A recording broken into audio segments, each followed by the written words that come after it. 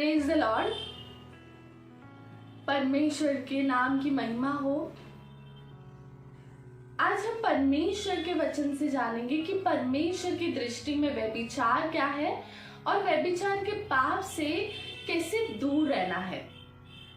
अगर आप गूगल करें या किसी भी पर्सन को पूछे तो वो आपको बताएंगे कि अगर कोई स्त्री या पुरुष अपने पार्टनर के अलावा, मतलब अपने हस्बैंड या वाइफ के अलावा किसी और के साथ संबंध रखता है, उसे व्यभिचार कहते हैं।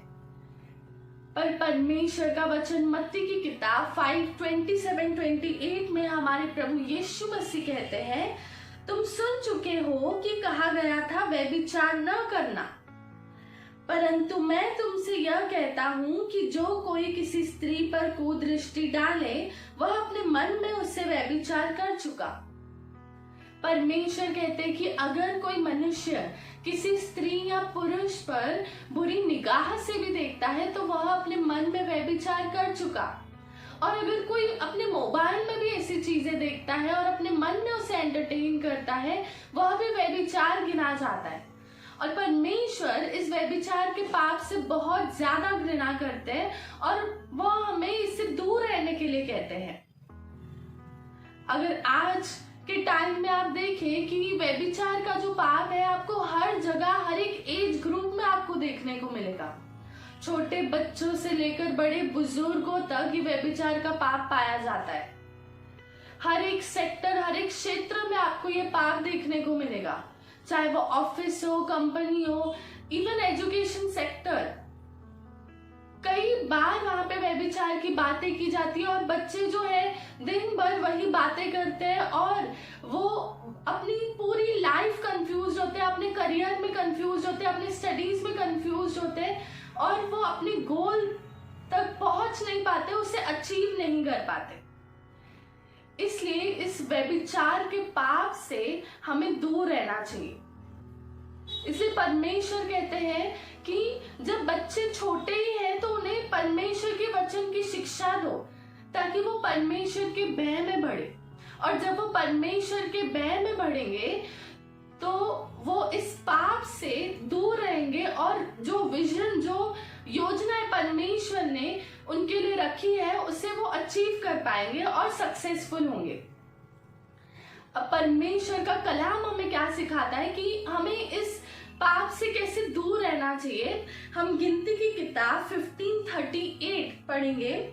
दिया है, फिर यहोवा ने मूसा से कहा, इज़राइलियों से कह कि अपनी पीढ़ी पीढ़ी में अपने वस्त्रों की शोर पर झालर लगाया करना और एक शोर की झालर पर एक नीला फीता लगाया करना। परमेश्वर मूसा से कहते हैं कि इज़राइलियों से कह। इज़राइली जो लोग हैं वो परमेश्वर की अपनी प्रजा के लोग हैं, जो कि आज के टाइम में हमें दर्शाता है, हम उद्धार पाए हुए लोगों को दर्शाता है। परमेश्वर की प्रजा हम है, परमेश्वर की संतान हम है। तो उस टाइम पर, पुराने नियम के टाइम पर, परमेश्वर ने मूसा से कहा कि इज़राइलियों से कहे कि वो जो वस्त्र पहनते हैं उनके वस्त्रों के एंड में, उनके शोर में एक झालर लगाया जाए और उस झालर पर नीला फीता लगाया जाए, ब्लू कलर का फीता जो है वो लगाया जाए। और ये किस लिए लगाया जाए? वचन गिनती की किताब 15:39 में कहता है, वह तुम्हारे लिए ऐसी झालर ठहरे जिससे जब जब तुम उसे देखो तब तब यहोवा की सारी आज्ञाएं तुमको स्मरण आ जाए और तुम उनका पालन करो और तुम अपने अपने मन और अपनी अपनी दृष्टि के वश में होकर व्यभिचार न करते फिरो जैसा करते आए हो। आमीन। परमेश्वर कहते हैं कि वो जो झालर है वो झालर इसलिए लगाई जाए ताकि जब लोग अपने वस्त्र देखें या इजरायली लोग अपने भाई बहनों के जब वो वस्त्र देखें और वो वहां पर झालर और नीला फीता देखें तो उन्हें परमेश्वर की आज्ञा याद आ जाए। उन्हें ये याद आए कि परमेश्वर ने उन्हें पाप से दूर रहने के लिए कहा है। उन्हें ये याद आए कि वो परम प्रधान पवित्र परमेश्वर की प्रजा है, उनकी संतान है और वो उससे दूर रहे। अगर आप पुराना नियम पढ़ें तो वहां पे जो भी टेबरनेकल है या पर्दे हैं या याजक के कपड़े हैं, वहां पे ब्लू कलर का इस्तेमाल किया गया है। तो वो जो ब्लू कलर का फीता इस्राएलियों के वस्त्रों पर जो लगाया जाए वो उनके स्मरण के लिए हो, उनके याद के लिए हो। जब भी वो उसे देखे तो उन्हें याद आए, टैबरनेकल याद आए, वो परमेश्वर की आज्ञाएं याद आए और वो उस पाप से दूर रहे। और आज के समय में वो जो ब्लू फीता है वो रिप्रेजेंट करता है हमारे प्रभु यीशु मसीह को। परमेश्वर का वचन नीति वचन की किताब 20:30 में लिखा हुआ है, चोट लगने से जो घाव होते हैं वह बुराई दूर करते हैं। और अगर मैं इसे इंग्लिश में पढ़ूं, लिखा है the blueness of a wound क्लींस away evil. वो चोट, वो कोड़े जो परमेश्वर ने, प्रभु यीशु मसीह ने हमारे लिए खाए, हमारे पापों के लिए खाए, ताकि हम जो है हमें पापों से क्षमा मिले और हम सैंक्टिफाई हो सके, हम शुद्ध हो सके। तो यहाँ पे दिया हुआ है कि परमेश्वर हमसे कहते हैं कि आप लोग जो परमेश्वर का वचन है उसे स्मरण रखो, प्रभु यीशु मसीह को स्मरण रखो। अब याद रखो कि प्रभु यीशु मसीह ने हमारे पापों के लिए कोड़ी खाए, उनकी चोट को याद रखो, उनके घाव को याद रखो जो हमें हमारे पापों से शुद्ध करती है, हमें पापों से क्षमा देती है, हमें शिफा देती है। तो यहाँ पे परमेश्वर हमें सिखाते हैं कि परमेश्वर का वचन जो है अपने मन में अधिकाई से बसने दो, ताकि तुम्हें याद हो कि आप और मैं परमेश्वर की संतान है और हमें इस बुराई से दूर रहना है। आप जहाँ कहीं भी जाते हैं, आपका ध्यान जहाँ कहीं भी जाता है, जैसे घर की दीवार की मतलब वॉल्स पर, या फिर ऑफिस में या कंपनीज में या कार में, आपका ध्यान जहाँ जाता है आप वहां पे परमेश्वर के वचन को रखें, परमेश्वर का वचन जो है वहां पर लिख कर रख दे। और अपने मोबाइल में भी परमेश्वर का वचन रखें, क्योंकि वो जो मोबाइल है आज के टाइम में सबसे ज्यादा यूज होता है।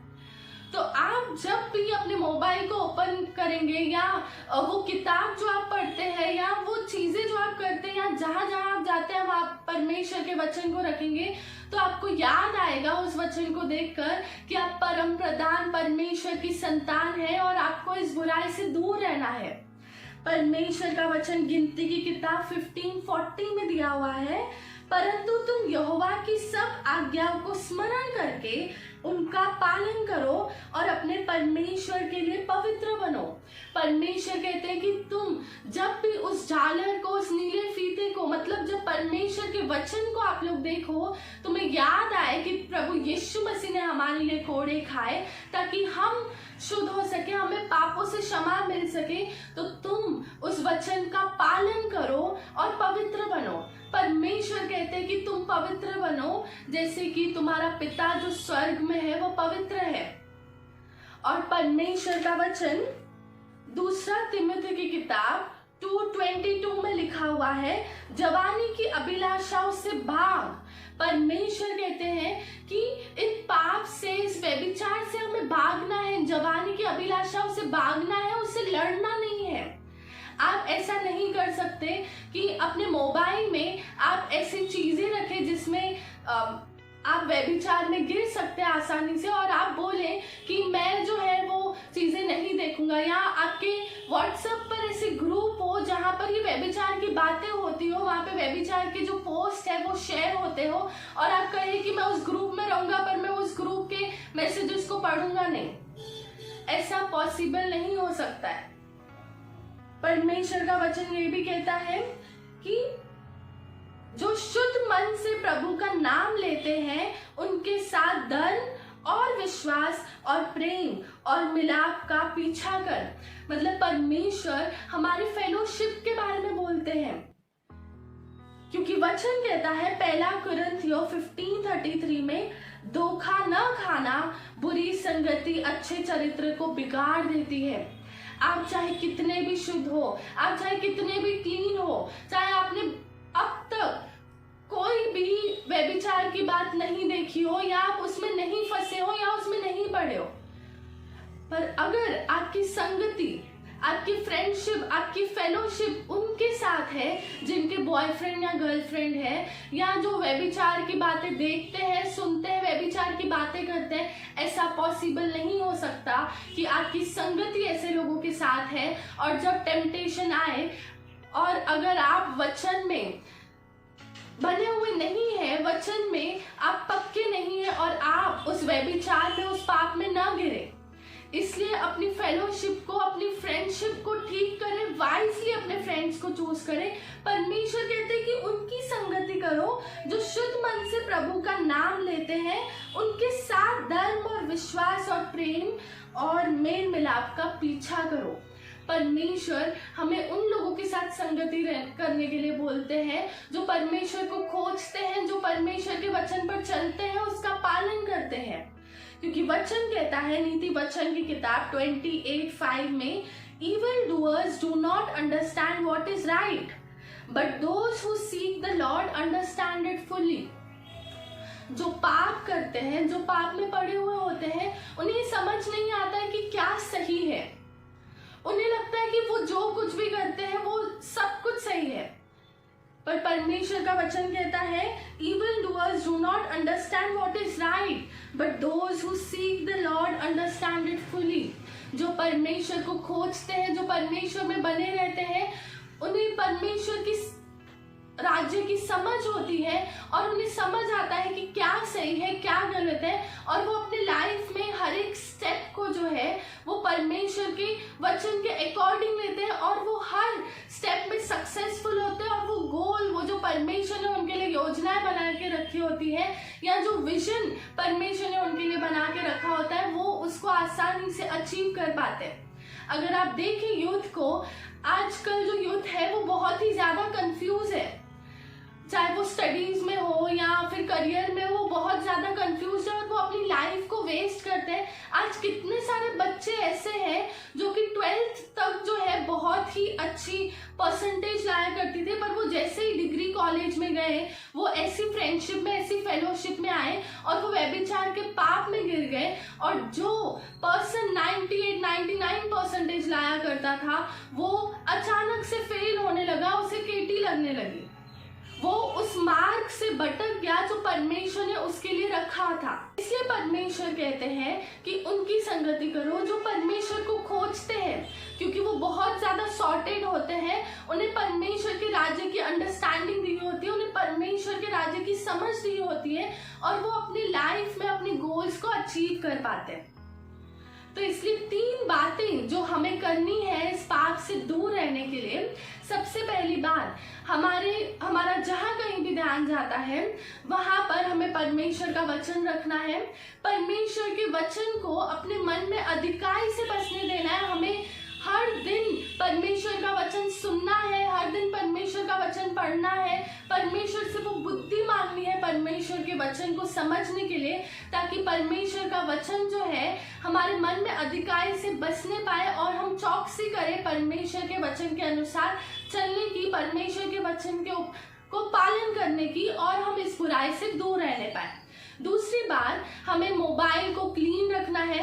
जो भी ऐसे ग्रुप्स है जिसमें व्यभिचार की बातें होती है उसको लेफ्ट करना है, या ऐसी चीजें हैं, ऐसे एल्बम्स, ऐसे फोटोज है जिसमें व्यभिचार की बातें दी गई, उसे डिलीट करना है और इनसे दूर रहना है। तीसरी चीज, हमें अपनी फेलोशिप को ठीक करना है।